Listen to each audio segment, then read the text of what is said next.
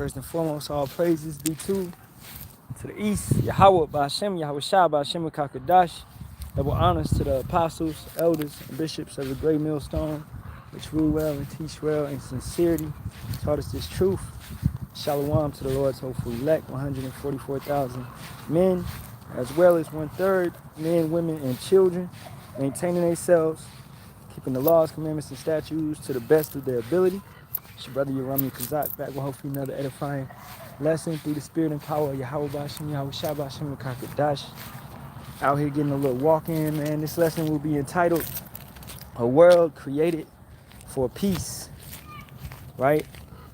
And, at the end of the day, this planet, right, was created in mind, right? The way that Yahawashi and the angels, the Halalyam, created it through the spirit and power of Yahawah. It was created for peace. It was all created for good. Nothing was created for bad. All right? So just looking at the world around us, such as trees, what these trees give off, right? They give off life. They give off oxygen, right? They help you breathe.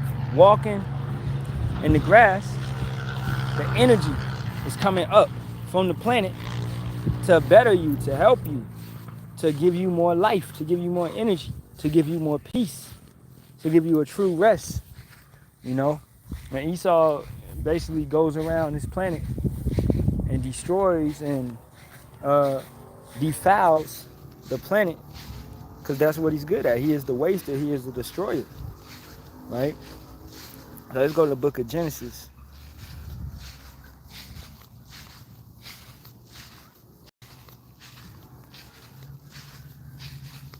All right.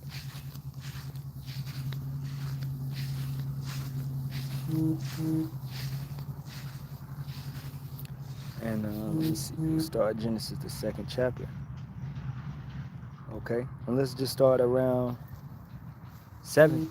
And Yahawah, power, formed man of the dust of the ground, and breathed into his nostrils the breath of life, which that would be wisdom, understanding, these laws given in a verbal form, right?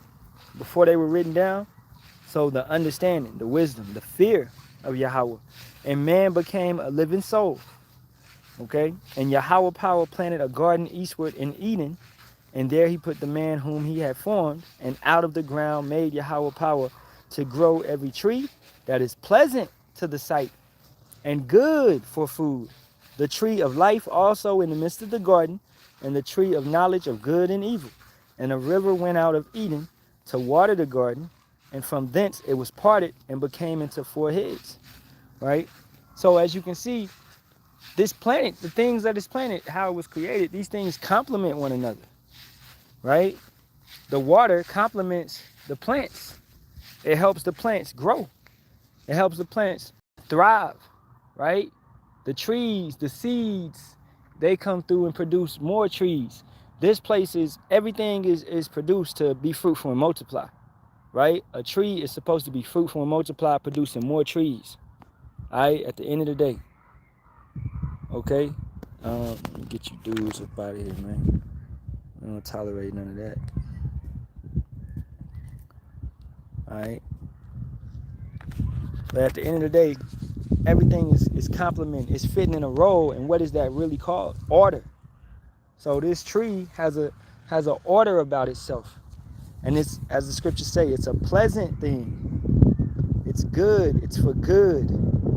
Where Esau, Edom, will take fruits and vegetables, and he will defile them to the point where you eating them and you're ingesting chemicals, parasites, and it's not being peace to you. It's being a hindrance to you. It's being destructive and detrimental to your body.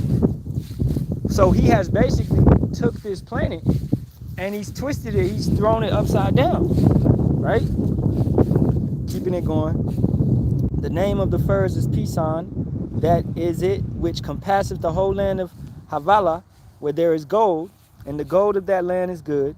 There is Bilium and the onyx stone, and the name of the second river is Gihon. The same is it that compasseth the whole land of Ethiopia. And the name of the third river is Hadakal, that is it which goeth towards the east of Assyria. And the fourth river is Euphrates. And Yahawah power took the man and put him into the Garden of Eden to dress it and to keep it. Now, keeping in mind, before the flood, all of these continents were together, right? What they would tell you in science is Pangea. So everything would be together and living in harmony, right? And that's a beautiful thing. And, you know, as time would go on, man would do wickedness and et cetera, and it would be easier for man to do wickedness because they were all together living amongst each other, right? But that's how things, it was in a good state of mind, like everything could live in harmony. You could live around your neighbor and not worry about your neighbor coming in your house and stealing something.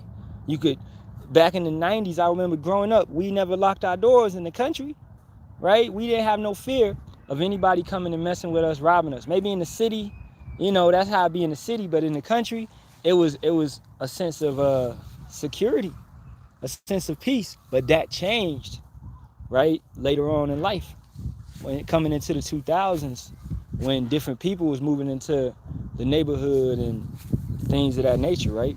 So it's all about sin. When sin comes into a place, sin comes into an area, and the fear of Yahawah Bahasham Yahawashi leaves that land, leaves that place, right? So that's a very, you know, thing, that's the thing to keep in mind. And then even the stones, as it mentions, the gold, and the gold of that land is good. There is bdellium and the onyx stone.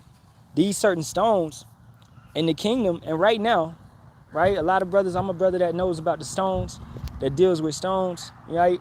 You know, Elder Kazak down in Mississippi, brother GMS Melbourne, Matazabak, you know, a lot of brothers are heavy in the stones, wearing the stones. The elders out here, brothers out here, GMS Ahtham, my brother, you know, brothers out here, a lot of Hebrews are heavy in the stones and understanding their meaning and what their uses are. Furthermore, showing you that these things are good for you, all right? They help you, they heal you, they help your sleep cycle, etc., okay? But the dust of the earth, which Esau is on, is the vibration that he's pushing out, all right? Keeping it going.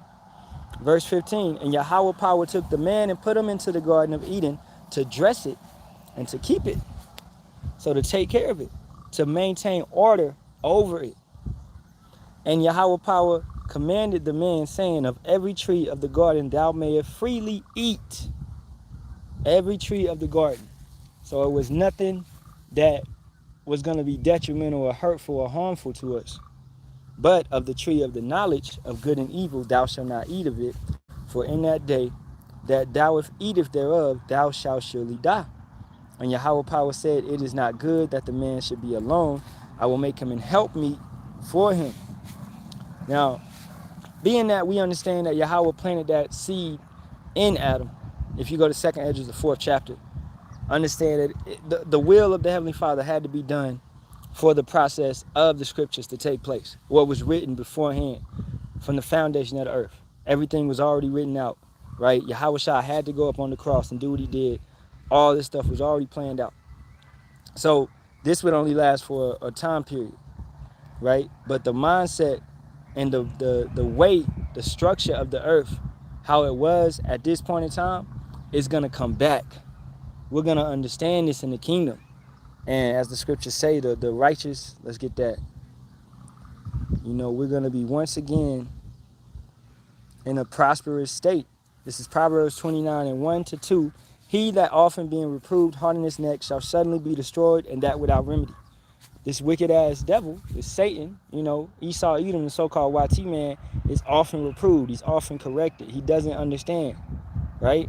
And he was actually given the laws as Cain. He was also given the laws as Esau, also given the laws as that serpent, right? Which was a man.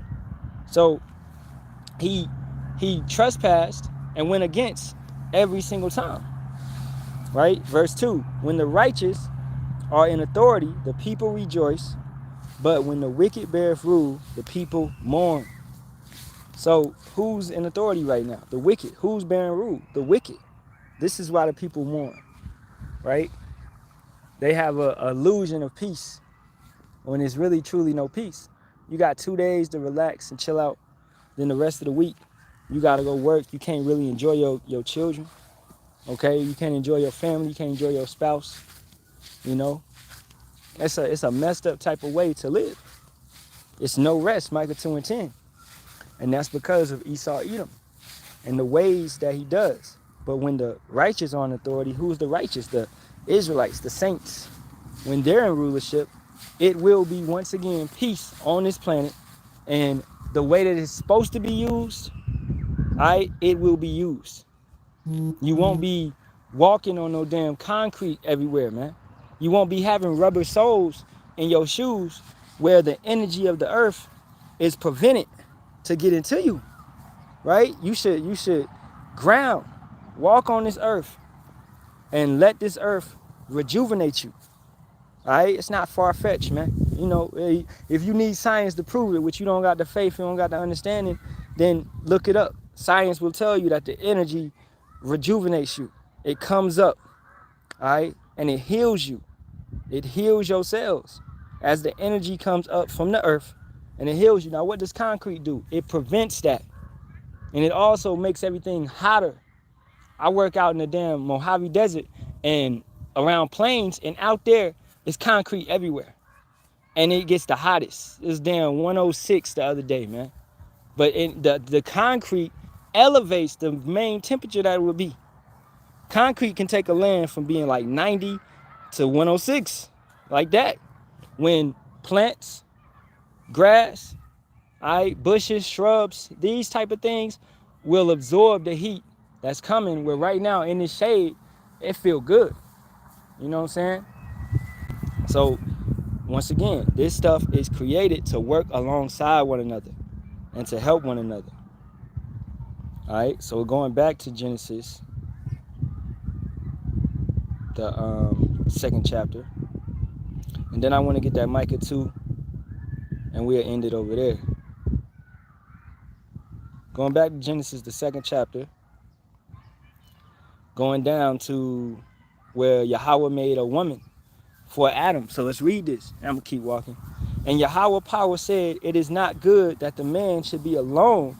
I will make him an help meet for him. So an item to support him. Because a man that gets a woman, a man that gets a wife gets a possession. Something to own, ownership. Right? So in that mindset, you come to this truth, you understand your woman is your item. She is your possession. You watch over her. You take care of her. Right? You honor her. Also your glory, as it's stated in 1 Corinthians, the 11th chapter. So that woman is not something to just give out, to let the whole world see. All right? You know, so you change your mindset from the world, and you would deal differently with your woman, knowing that she is your possession, and she is something to be honored and to cherish, and she is also to support you and help you if she knows her role. Right? Keeping it going, verse 19, and out of the ground Yahawah power formed every beast of the field and every fowl of the air, and brought them unto Adam to see what he would call them. So order, he's naming Adam being Yahawashi. We understand through the spirit, right? He named all the creatures. Okay, that's rulership, man. That's a dominion that he had, being our king. So he named every single thing. All right, and you know, we know basic species, but it's far more species on this planet. He named, you know, everything that we know of, dinosaurs, all right, things of that nature, things that are extinct. When you think about animal species, it's probably over hundreds of thousands of animal species. Okay, stuff that Esau hasn't discovered, Adam named all of that, right? So keeping it going. Adam called every living creature that was the name thereof, and Adam gave names to all cattle, and to the fowl of the air, and to every beast of the field. But for Adam there was not found an helpmeet for him, and Yahawah power caused a deep sleep to fall upon Adam, and he slept, and he took one of his ribs, and closed up the flesh instead thereof, and the rib which Yahawah power had taken from man made he a woman, and brought her unto the man. Now the Christian church will tell you that Yahawah sat there and played operator and took Adam's rib out. No, man. He took one of his kinsmen, okay? One of his blood, one of his flesh, all right? Of him. So, of his tribe, of his nation, all right? And that was Eve. All right, keeping it going. Verse 22.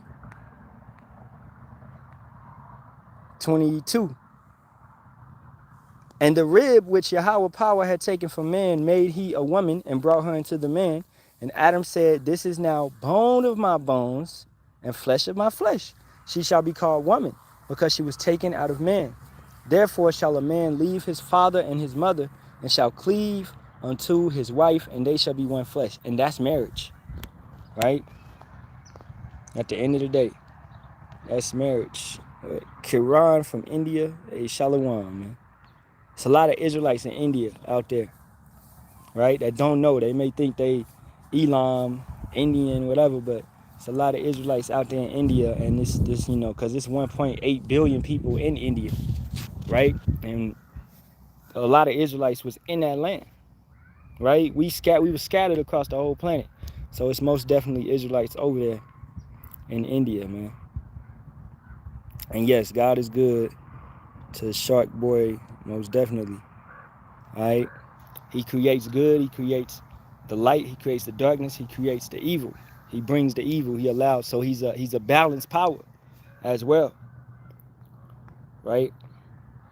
So that is marriage, Genesis 2:24. Verse 25, and they were both naked, the man and his wife, and were not ashamed. Being one, they're not ashamed of one another. Right? They're dealing with one another. In an intimate setting, in an understanding, they're one. Their thoughts become aligned. Right? Me and my rib, sometimes I think of something, she's already there. We're on the same wavelength. Right? And that also aligns with the scriptures, with the order of how things should be. You might hear somebody say something and be like, that's off. Like, what the fuck? You know? So that's how it becomes if you're ruling your household properly in the structure of Yahawah, Bahasham, Yahawashi. Right? And that's why 1 Corinthians, the 7th chapter, talks about if your wife is unbelieving, but she pleased to deal with you, you pleased to deal with her, then keep dealing with her. The spirit is eventually going to jump on her, most likely, man. All right, as long as she's not being no damn demon, scoffing and mocking at the truth, not allowing you to do script, not allowing you to do things, then deal with her, man. All right, that's where faith comes in, because faith will bring that lady into the truth with you, right? So let's go to Micah, the 2nd chapter. We're going to end it over here. Woe to them, starting at the top. Woe to them that devise iniquity and work evil upon their beds. When the morning is light, they practice it because it is in the power of their hands. That's Esau, right? All right, what did they just do? They really sent a warning attack. If brothers peeped it, that earthquake, it was a 5.1 earthquake in Iran before they attacked them. So it was like, they was like X marks the spot or something. So they hit them with the earthquake, and then they hit them with an attack from B-2, B-2 bombers. Attacking, they dropped what, six missiles, 6 bunker busters that infiltrated their nuclear sites, and they said they're completely obliterated. I don't believe that, all right, but it could be possible, because Esau do got some weaponry. He is blessed with the sword. Okay, but what did that call for? Iran has shut down the Straits of Hormuz to economically starve people out, right? And that's going to lead to war, real mainstream war. And then they also called their parliament, they've also called for China and Russia to enter the war. They made a declaration. So just because of Esau doing what he does, being a devil, being wicked, right? And it's prophecy. This stuff is taking place. And when Trump dropped the bombs, what did he say? He said, I hope there's no need for retaliation. There's no need for more strikes, and don't retaliate. Like, you punch somebody in the face and you told him not to hit you back. Okay, that ain't working out, bro. He's more stout than his fellows. He's so proud. This Edomite is prideful, man. All right, so he believes that he can tell somebody not to retaliate, and they're not going to retaliate. No, it will be retaliation. They have promised to retaliate. All right, so verse 2. And they covert fields and take them by violence, and houses and take them away. So they oppress a man in his house, even a man in his heritage. They did this before with Iraq, going over there drilling for oil and other things, right? So they've done this before. You know, this is their MO. They come into your country, they accuse you of something, right? If they can, they assassinate your leader, and then they place in a puppet leader, and they rule under that puppet leader, right? This is how they did during the Greek Empire, during the Roman Empire. This is how they always done. This is what Americans do. This is what Edomites do. This is their MO. Keep that in mind. Verse 3, therefore thus saith Yahweh power, behold, against this family do I devise an evil, from which ye shall not remove your necks, neither shall ye go haughtily, for this time is evil. And that day shall one take up a parable against you, and lament with a doleful lamentation, and say, we be utterly spoiled. He hath changed the portion of my people. How hath he removed it from me? Turning away, he hath divided our fields. So as you can see, our people, if they can't understand, man, this is not your rest, then they don't get it. We are in the lowest point of our existence. You know, well, not really, because before 1969, we was really in the lowest point, but now we are awoken. So some of us are in a higher point, but some of us are in the lowest because they're extremely evil and they're growing more evil. But for the remnant, the hopeful elect, we about to go and we about to level up, you know, at the end of the day. And that's a beautiful thing to see to come to pass, right? But what this whole chapter is telling you basically is that this is not your rest, because of these guys, this nation that goes forth and destroys your heritage and wants to unalive you and your kin, your family, your daughter, your son, your kids, your mother, your grandmother, whoever it be, bro. They don't care who they hit. They come through and they just spray you away, right? Verse 5, therefore thou shalt have none that shall cast a cord by lot in the congregation of Yahawah. Prophesy ye not, say they to them that prophesy. They say not, prophesy to them that they shall not take shame. O thou that art named the house of Jacob, is the spirit of Yahawah, straighteneth. Are these his doings? Do not my words do good to him that walketh uprightly? So if you do what you're supposed to do, keep the laws, commandments, and statutes, keep the fear in Yahawah, Bahasham, Yahawashi, you will be straight. Going back to this world being created for peace, you will be took care of. You will be sustained in this time being, which is Jacob's trouble. All right, according to Psalms 55 and 22, you will be sustained. You will be okay. You will make it. All right, regardless if you got to be martyred or whatever. You're coming back if you died in Hamashiach. So that's something that you can hold on to and you can hope for, right? Verse 8. Even of late my people is risen up as an enemy. Ye pull off the robe with the garment from them that pass by secretly, as men adverse from war. The women of my people have ye cast out from their pleasant houses. From their children have you taken away my glory forever. Breaking down houses, destroying houses, also that means you're destroying the heritage. You're destroying that son knowing his father, knowing his lineage, knowing his history, right? Most of us didn't grow up with our fathers, and that's according to the curses.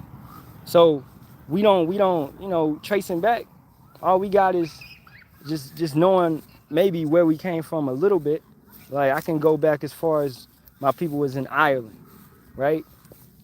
But going back further than that, Esau has destroyed that type of heritage, right? And it really doesn't matter because, I mean, it matters, but it really doesn't matter because the Spirit bears witness that we are, you know, the sons of power. So that's what you keep in mind, right? So it's like a brother, the elders always bring this out at camp. You know, brother could be saying he Judah, but he might be Gad because they classified Native Americans as Negroes. So that could be a possibility always. And that's because we don't have our heritage like that, right?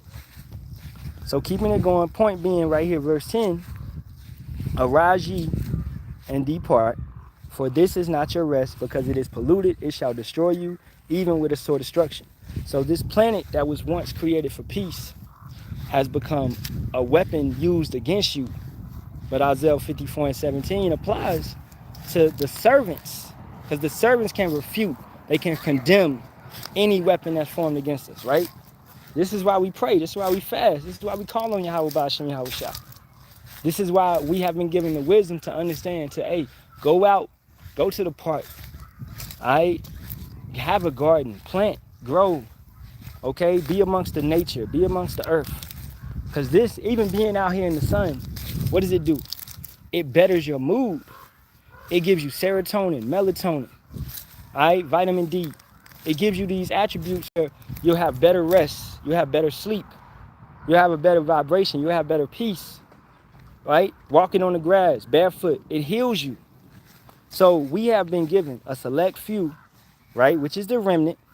We have been given that understanding, you know, and these goofy chemists, Egyptology, they may know to walk on the grass, shit like that, but they ain't got the 100% truth, right? So they'll be good in some areas, but they still be eating pork. How you cleaning your body, but you still eating pork, right? It's these type of situations, man. You know, yeah, I'm on my holistic tip, but I still be on the pork chop. Like, what? You know, that's because, hey, Isaiah 34:16, man, you got to read from this book. All right? It shall fail not. It ain't never going to fail. It shall never want her mate, right? So it's important to come from the scriptures and get this knowledge, because this is the ultimate knowledge.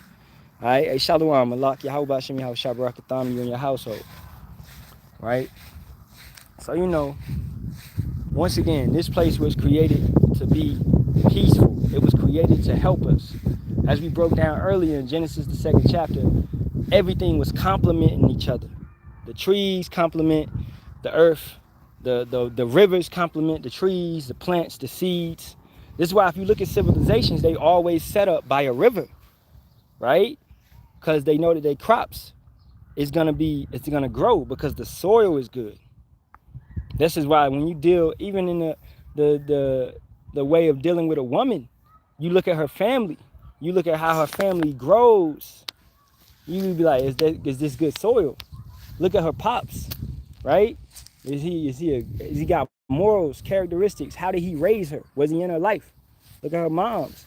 You view these things and you are judging. You are making these decisions because this is the people you got to deal with, right? Like dealing with my ladies, her sisters. I knew they was wicked, right? And they on some bullshit.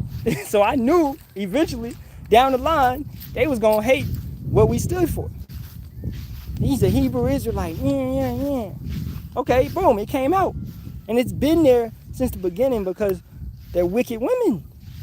But you had to look at the pros and cons. But she's not a wicked woman, right? So it be like that, man. So you gotta really peep these things. Is your helpmate better for you? Is she complimenting you? Or is she making your life hell? Right?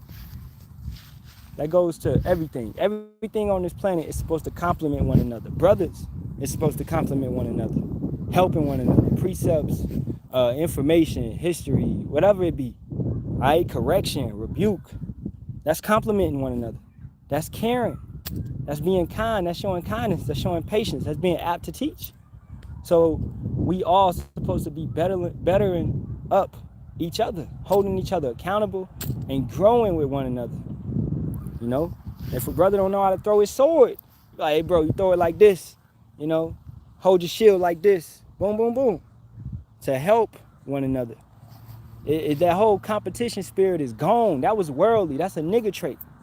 To be in competition with one another. No, it's to, hey, I want my brother to compliment me. So I would say, summarizing this, compliment over competition. Because this tree, right, this tree ain't fighting that tree. That tree ain't fighting that tree. They all got their own little space. They all got their own little spot where they fitting in. You know?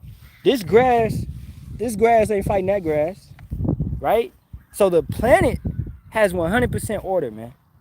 Right? If Esau wouldn't just keep messing it up. The planet has order.